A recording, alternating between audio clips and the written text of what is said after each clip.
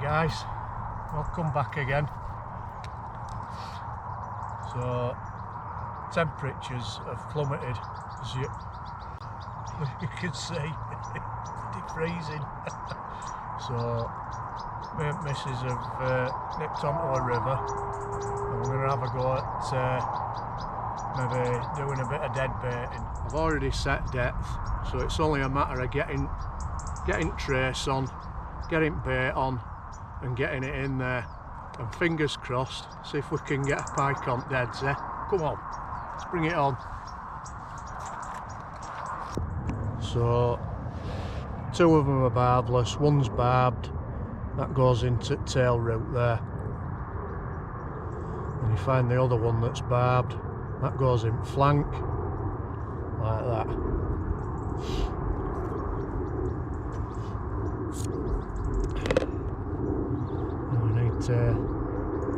Chop it right there somewhere. Nice fresh bait, only got this yesterday. Bit of old bait elastic. Like I said before, sea anglers use it, so it's only just to hold bait on really. It's not, I'm not putting loads of it on, it's just to hold it in place, that's all. So give that a bit, and it just snaps off like that. So we've got with us salmon oil, mackerel oil, and I've always done well with salmon oil, so I'm going to give that a whirl. Just pump a little bit into it, probably no more than 5 ml.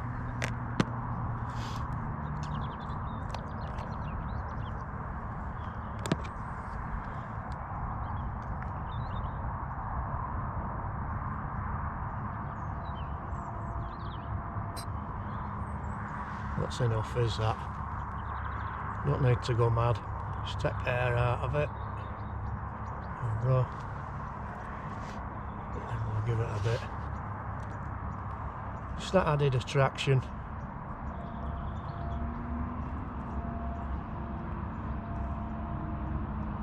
You see, it's fish bites into it, it gets a taste of that oil.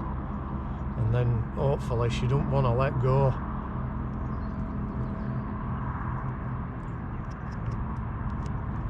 That's it. Right. Top back on. Safety first. You won't be standing on that, do you? Right. Sort that out in a minute. Let's get this bait in water.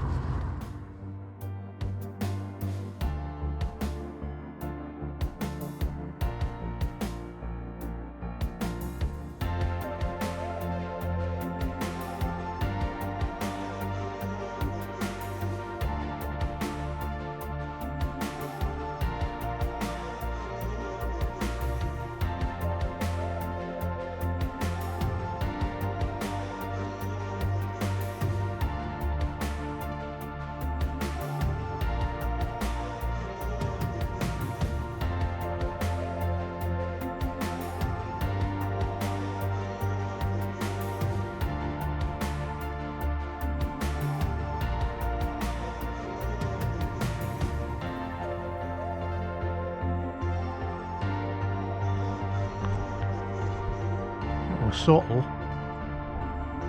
but it were a bob up there, yeah. There, look.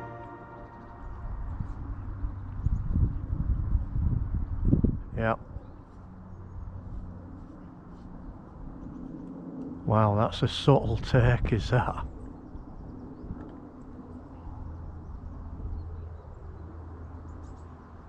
Might only be a jack.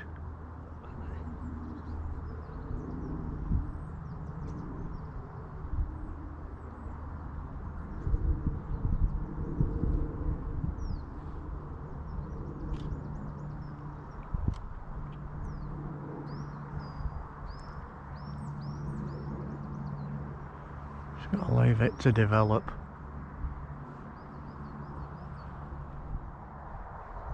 You know what it might be? Crayfish.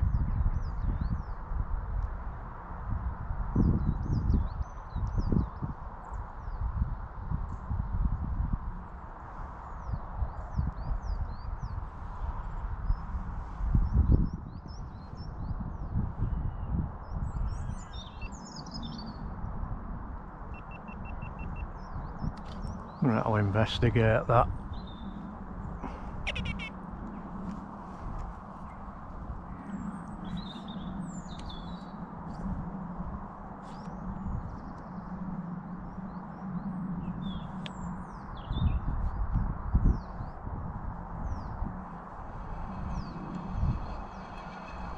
No.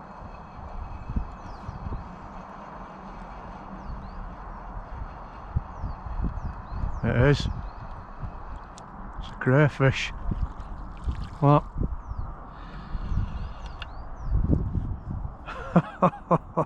Get off. Get it.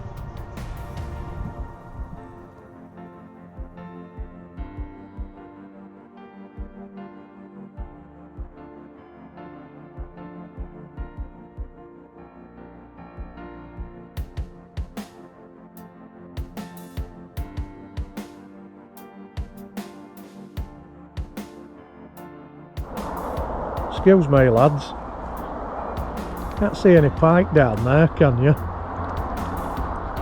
Any pike? Any? No? Look, give us a minute lad, I'll go and have a look up here. Just give us a minute. Mildred, is there any pike? Is there any pike? No. No pike up here. Alright. Cheers, thanks Mildred. Thought I'd ask. No worries.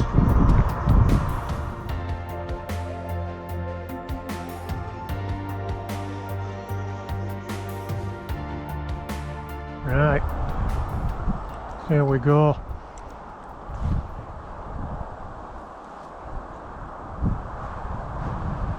That's got it as that. Yeah. Yeah.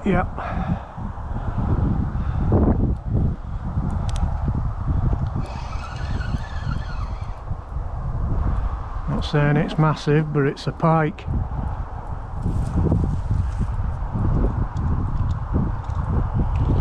Way.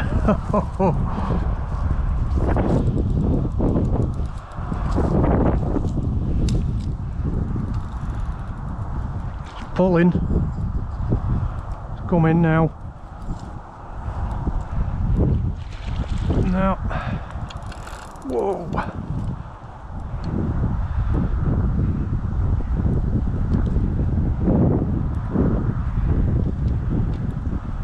Come on. Yes.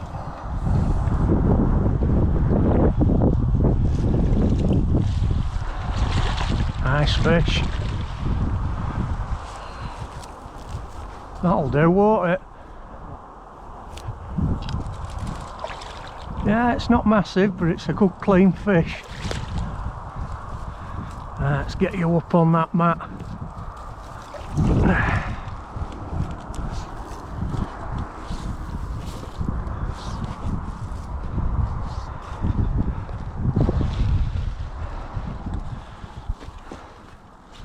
The hooks have come out in net. That were lucky.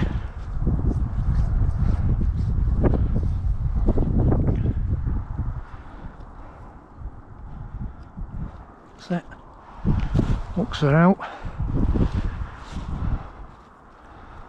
A lovely fish. Hooks are back in. Hooks are out.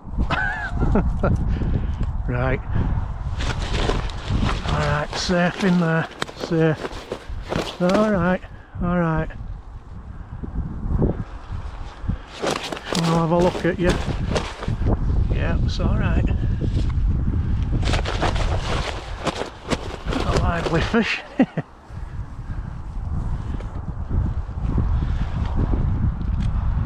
we go. Oi! Alright, he's on mat. Didn't give me any warning that time. There we go. Good clean fish. It's got a mark on it there, but other than that, nice clean fish. Yep.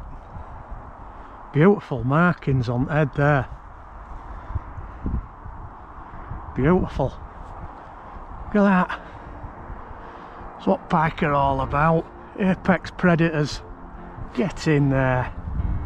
What a lovely fish that is. Them fins.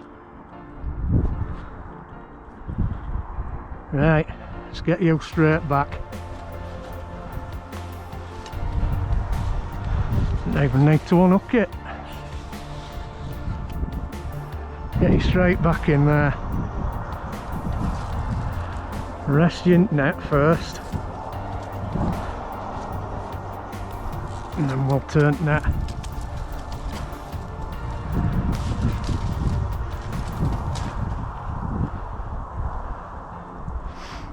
Say it's a lively fish. Yeah. Yep.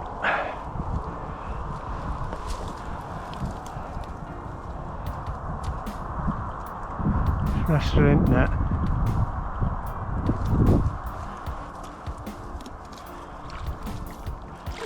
Ready to go, is that?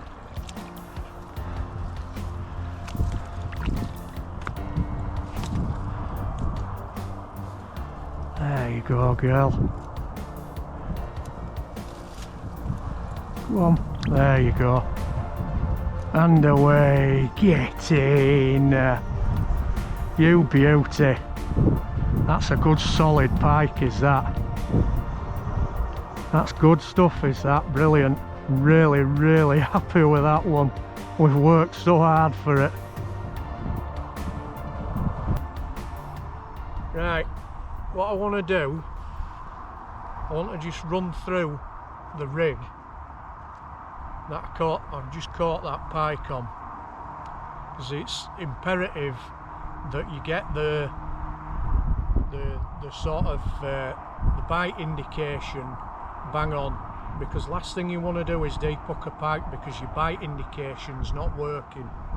So what I'll do is I'll start with the end of the rig. So that's a wire trace that I've tied up myself. So I've got two semi-barbless trebles, yeah. So what I've got is that I've just got little sleeves over, the crimped on, and I've got the distance there for the size of bait that I'm using. So I hope you can see that.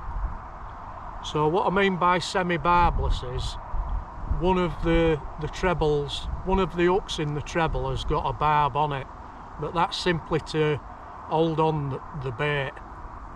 The other ones are barbless, so they're easier to unhook the fish. So that's 7-strand, I think it's Drennan wire trace that I've made it up. They don't last forever, they do kink up, but as you can see that one's totally fine, and it were thrashing about a bit, wasn't it? So that's the trace. It's to a swivel. It's probably about 18 inches long, something like that. And then what I've got is I've got a quick clip there, so I can clip that trace off. If I get a fish and it's all kinked, I can take it off, and then I've got a load more made up there,